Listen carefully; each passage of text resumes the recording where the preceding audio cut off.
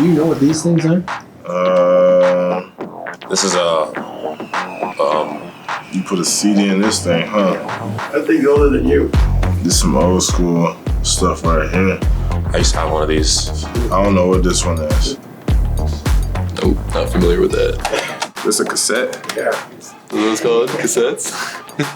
How do you open this one? You know about that. Come on, I got older siblings, baby. Boom. Slide it in. I think when you got the thing that goes over. How many guys on the team do you think know what those are? Maybe like Temple, Otto. Thad, Garrett. Thad, Otto, and all those guys knew it as well. CD player and tape recorder? Absolutely. If anybody on the team knows what these are, I would. I actually probably had both of these growing up, since I'm probably like, me and Garrett are the only 80s babies on the team.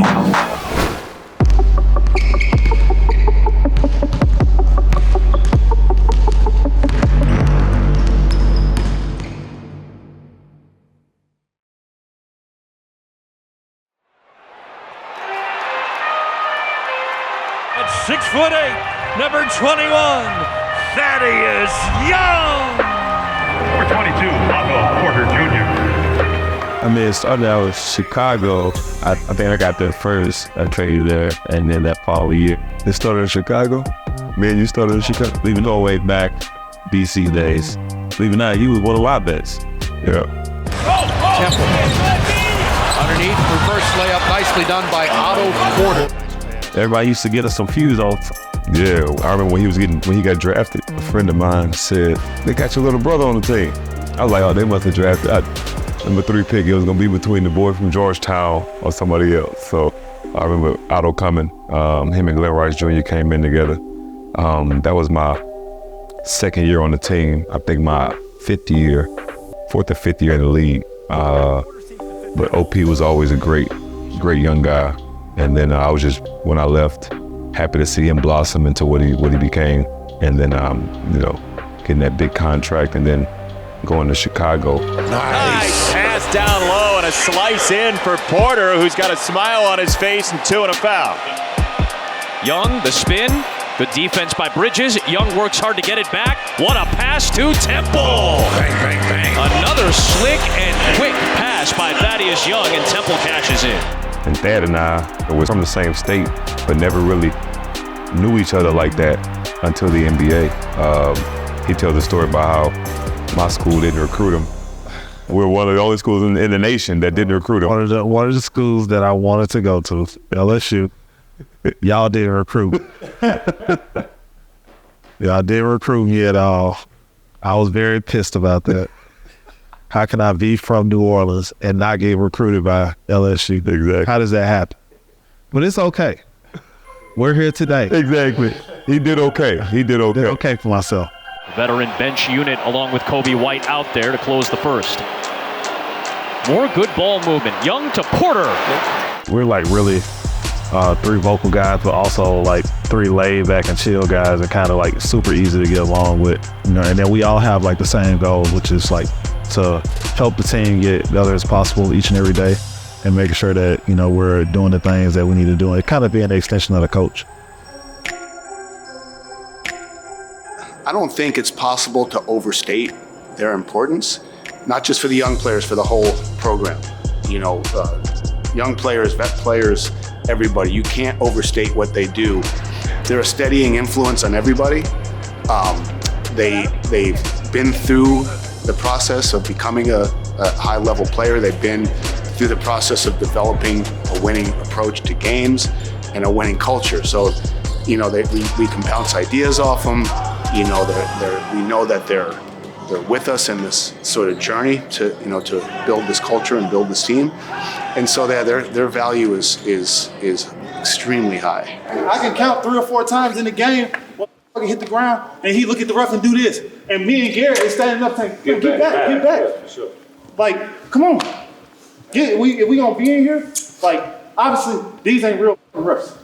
They gonna miss something. So if they gonna miss something, we know that. Just get your ass back and get the ball back. Is the competitiveness that we saw, the fire, right? let's take that out tomorrow night on the opponent. Right? The other 29 teams is where that's where we need that every single night. They give us a lot of leeway to do a lot of different things and to say a lot of different things, especially like, when we're going over coverages and schemes and game plans and stuff like that, because the coaches may be looking at one thing, but we understand as players like a whole completely different thing about like things that's going on the court. Like, especially like Garrett, the assessors, like he looks at everything from like a guard's perspective, and OP will look at everything from like a forward's perspective, right? And then I'm looking at everything from like the bigs and stuff like that, and I'm saying, okay, like this is what we need to do. This is how you need to guard this person. Like this is like the situation's like, okay, he can't shoot, back up. Like, why are you guarding him all the way out there? You know what I'm saying? Be able to help like on a roll and stuff like that. So just different stuff like that like gives us a lot of leeway to kind of like come from different perspectives. Like, and I think it's perfect because like we have a guard, we have a forward, and I'm playing, forward center.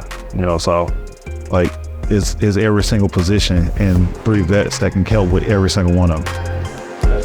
And Darko has done a great job of, like Thad said, giving us leeway, but also telling us to speak up. I want you to speak up. I want you to talk, use your voice. Yep.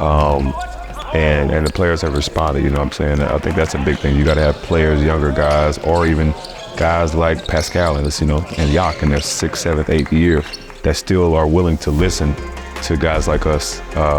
It shows a sense of true team basketball that trying to get better as a team.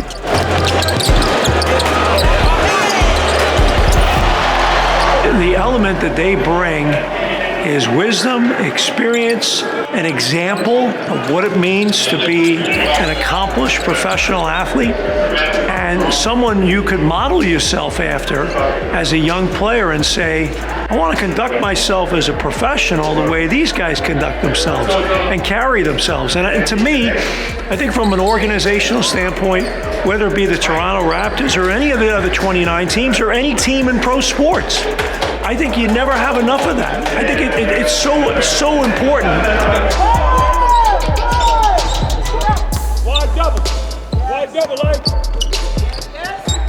What sticks out to me are the play groups. So play groups are on shoot-around days for the guys that aren't playing. It's a pickup game, but it's more than that. It's refereed and it's coached and it's scored and it's played like a real game. And those guys are a central part of it because of how hard they play, how seriously they take it, how they get themselves ready to play when their number is called, but also help other guys get themselves ready to play. We don't really want to be a team where, your chance comes and we're not ready, so they're definitely helping us with that. Just making sure that we always ready, that you never know when the opportunities come in. The vocal leaders of this team, whatever they see, they've been long enough around the game, to let us know what we can do better, and everybody respect them. And their voice matters, so we really appreciate them, being here and every single day being engaged.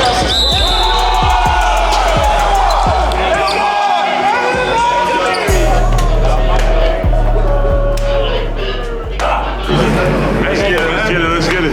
Hey man, let's just get a win. Hey, we've been on this skid for a while, man. Let's make sure we get off this tonight. Family on 3. 1, 2, 3, family. My belief is that the power of the tongue is strong, very strong.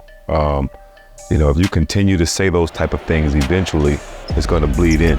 Young, up fake, and Pirtle! What a job stepping up and getting the block. OG, Bay Street with the thunderous slam. Young, again denied. Pirtle says no. Scotty B.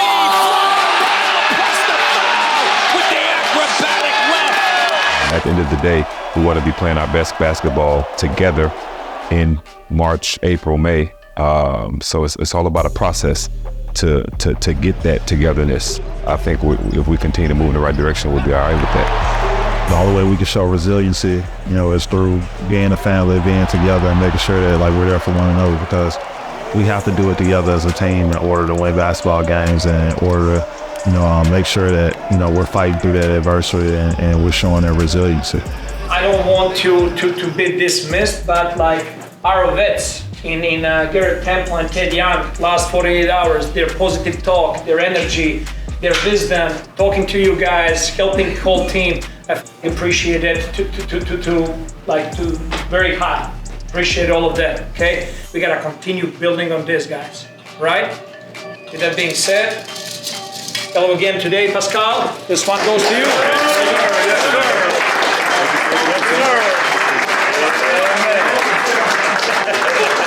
All we need is one win to start a streak, man. So streaking on 3. 1, 2, 3. Streak it!